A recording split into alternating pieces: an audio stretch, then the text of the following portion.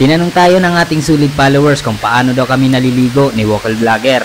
Ito na mga idol kung paano kami naliligo. Ito yung pinakamasarap na nature trip namin. Kahit naglalakad lang kami, bawat umaga ay naghahanap na kami ng pwede namin mapaliguan katulad na lang nito na mayroong mga magagandang mga pangpang dito sa lugar natin. Kaya kung nagtataka kayo na porkit palakad-lakad kami sa kalsada ngayon, eh wala kami ng ligo agad. Ito na yung sample na sa mga ganitong lugar kami naliligo. Mga dinadaanan namin, meron din naman libreng tubig. Abangan nyo lang, mapapakita ko rin kung paano kami nabubuhay pala sa kalsada. Ngayon natuto na ako dahil kay Vocal Vlogger.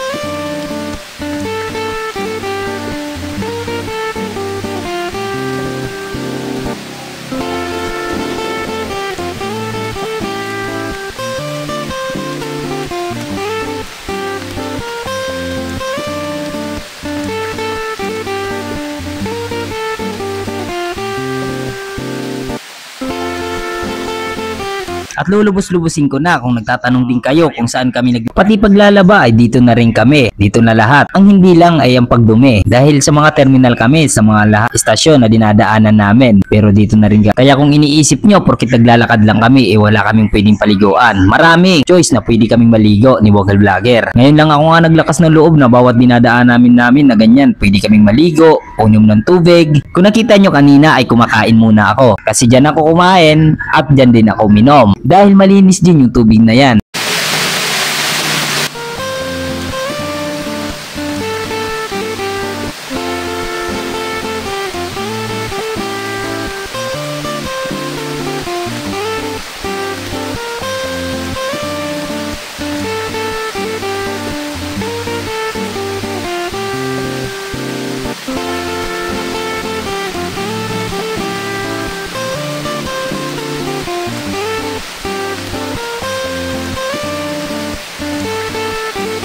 So ayun guys, katapos lang natin maligo doon. Diretso na naman ulit tayo sa paglalakad.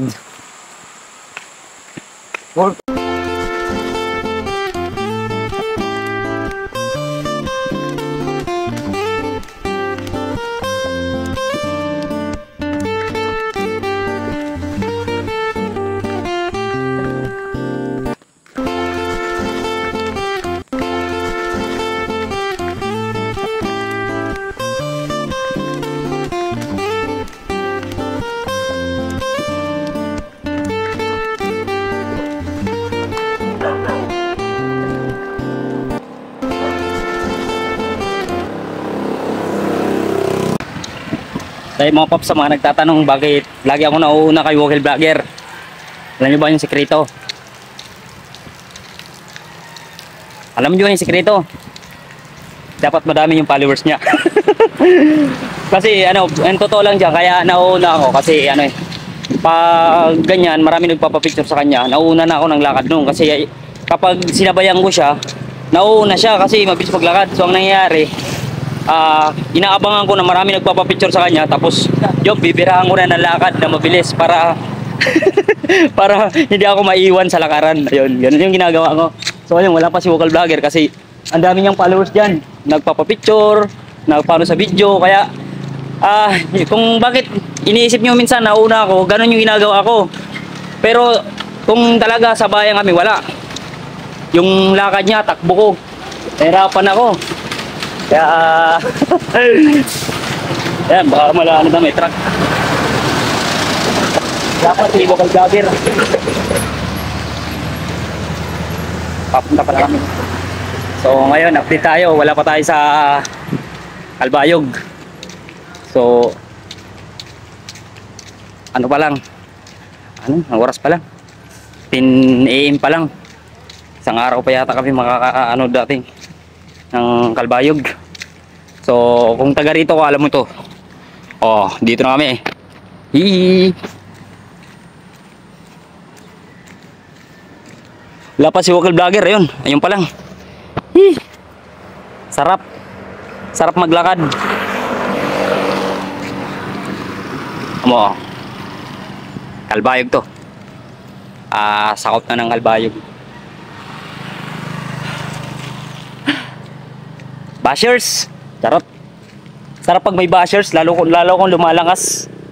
Lalo kung pinagpapatuloy ang ginagawa ko. Kasi ano eh, yung sila yung nagbibigay sa akin ng lakas.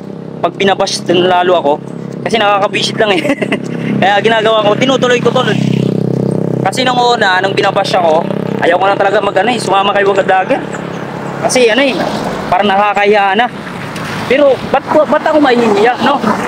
Wala naman tayong tinatapakan ng tao, di ba? Wala naman tayong tinatapakan. Kaya dapat tuloy lang.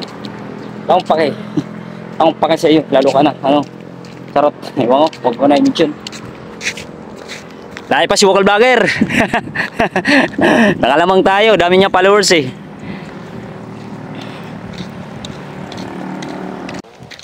Wala yan, mamaya pa. Maya na doon na banda oh. Sa ayun mga paps, sa ano, bakit nauna ako lagi? Nauna ako kasi kanina, marami nagpa-picture. Marami nagpa-picture kanya, kaya nauna ako maglakad. Pero ito yung normal na lakad oh. Sa kanya oh, tingnan mo, yung normal na lakad niya. Ako, yung lakad ko, ano na yan, speed na yan. Speed limit na ako. Pero siya, normal pa lang. Paano kung mag-speed na yan? Kaya hindi biro ang pagsama ha. Hindi ko naman sa inaano kayo. Mabuti na yung ako na mismo. Ako.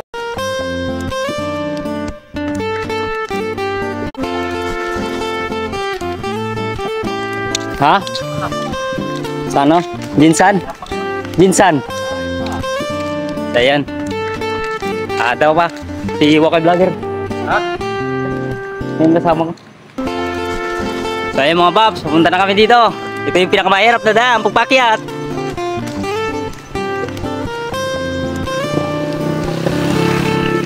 Masaya pero mahirap.